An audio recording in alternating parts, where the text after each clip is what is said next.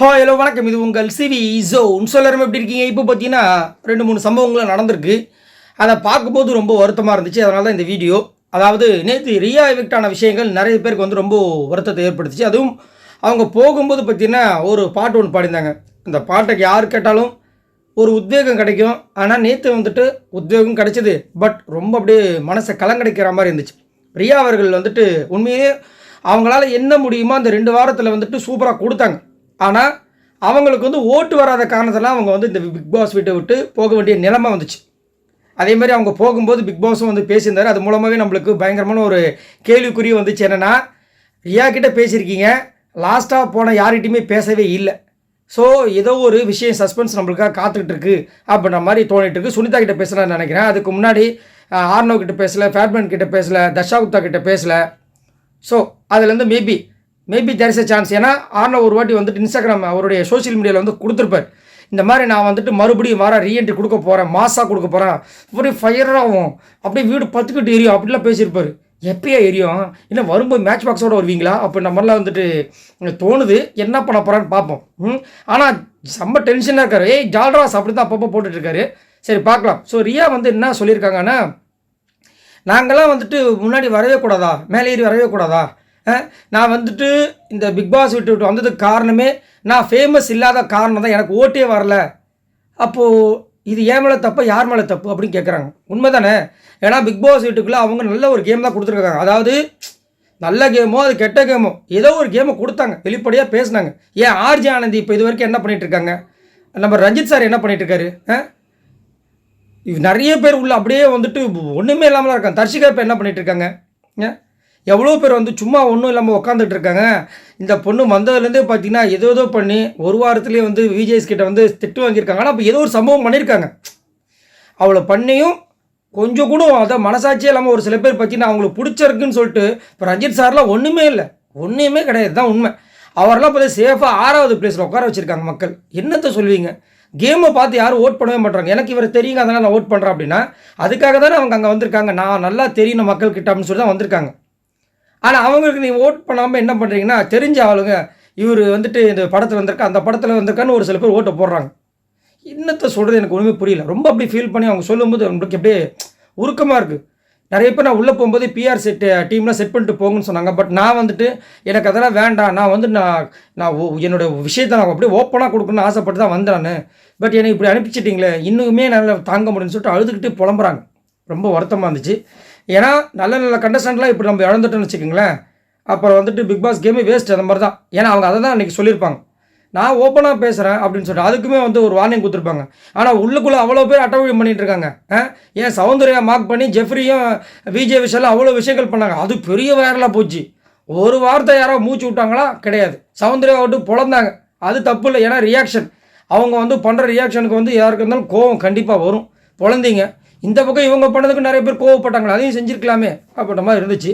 அடுத்தது பார்த்தீங்கன்னா ராணவ் வந்து ரொம்ப ஓவர் ஆட்டிடியூடாக இருக்கார். இப்போ வர என்னென்னா, அந்த ஒரே நாளில் வந்துட்டு ஒரு சில பேருக்கு பணம் வந்தாலும் ரொம்ப ஆட்டம் போடுவாங்க, அதேமாதிரி கைத்தட்டல் வந்தாலும் ஆட்டம் போட ஆரம்பிச்சிட்டாங்க.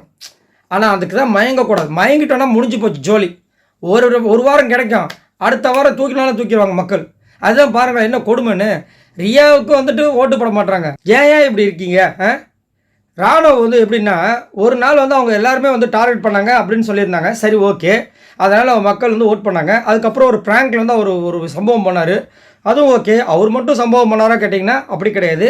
அவர் மட்டும் இல்லை, அவர் மையமாக இருந்து எல்லாருமே பண்ணாங்க. ஆனால் அதுக்கு மைய கருத்து அவர் தான், மையப்புள்ளியாக அவர் இருந்தார். நிறைய பேர் ஏமாந்தாங்க அவரால். ஏன் அப்படின்னா அவர் ஒன்றுமே தெரியாத அவர் சொன்னதுனால இதெல்லாம் ஏமாந்தாங்க.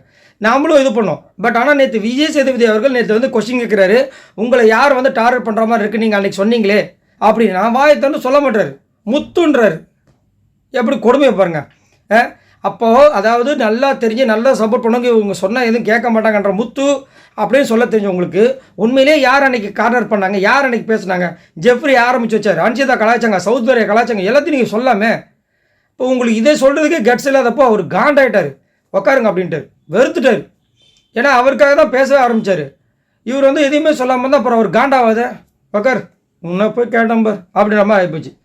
இன்றைக்கி என்ன பெரிய சர்ச்சையில் மாட்டிருக்காருன்னா, பவித்ரா கிட்ட ரொம்ப எல்லாமே போகிற விஷயங்கள் இப்போ ஒரு பயங்கர வைரலாக போயிருக்கு. அதுலேயும் குறிப்பாக பார்த்தீங்கன்னா இன்றைக்கி அந்த டாஸ்க் நடக்கிற சமயம் நினைக்கிறேன், கார்டன் ஏரியாவில் உட்காந்துட்டு இருக்காங்க.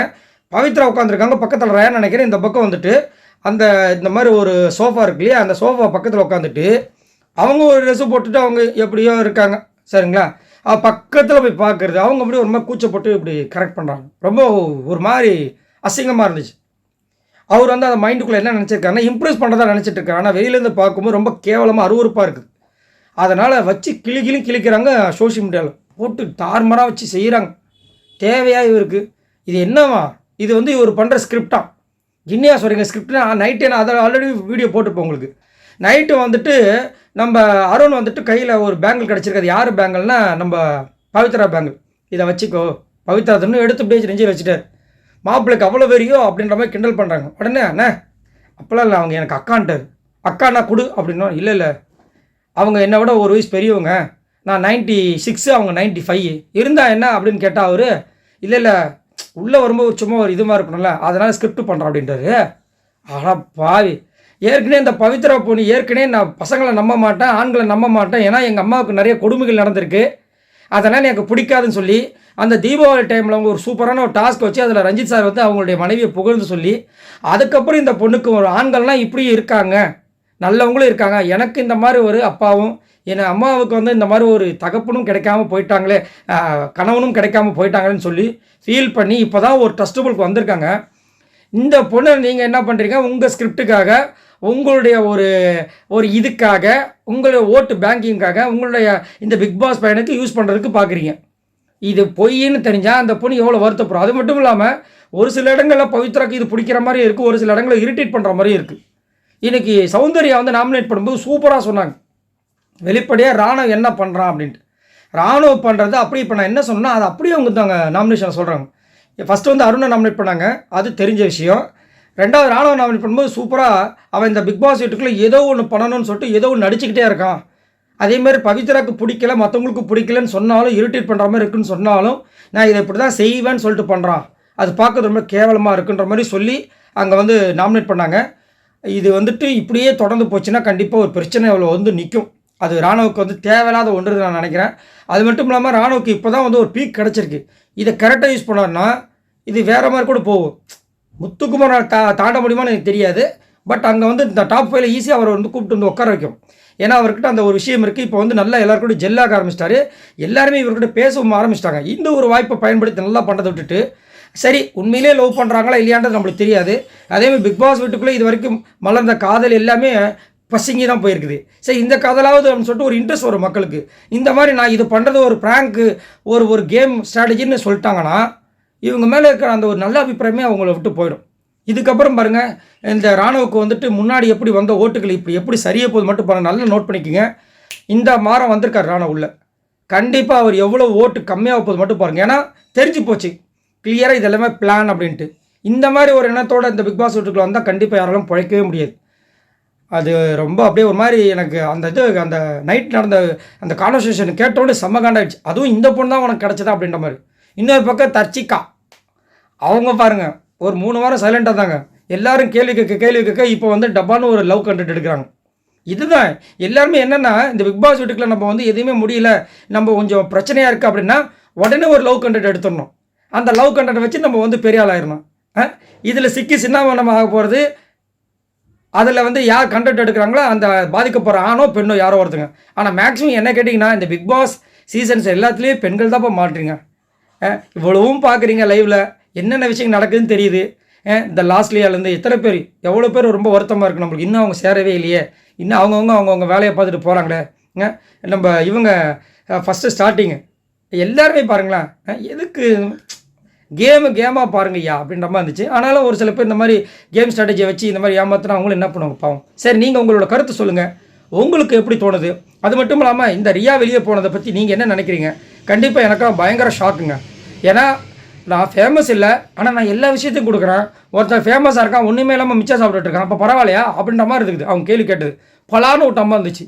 எனக்கு இல்லைப்பா, நான் ஓட் பண்ணிட்டேன்ப்பா. ஓட்டு போடாதவங்கள தான் அவங்க கேள்வி கேட்குறாங்க. நீங்கள் உங்களோட கமெண்ட்ஸை சொல்லுங்கள். அதேமாதிரி இந்த வீடியோ பார்க்குறவங்க எல்லாருமே லைக் பண்ணுங்கள், சப்ஸ்கிரைப் பண்ணிட்டு பாருங்கள். பாய் நண்பர்களே.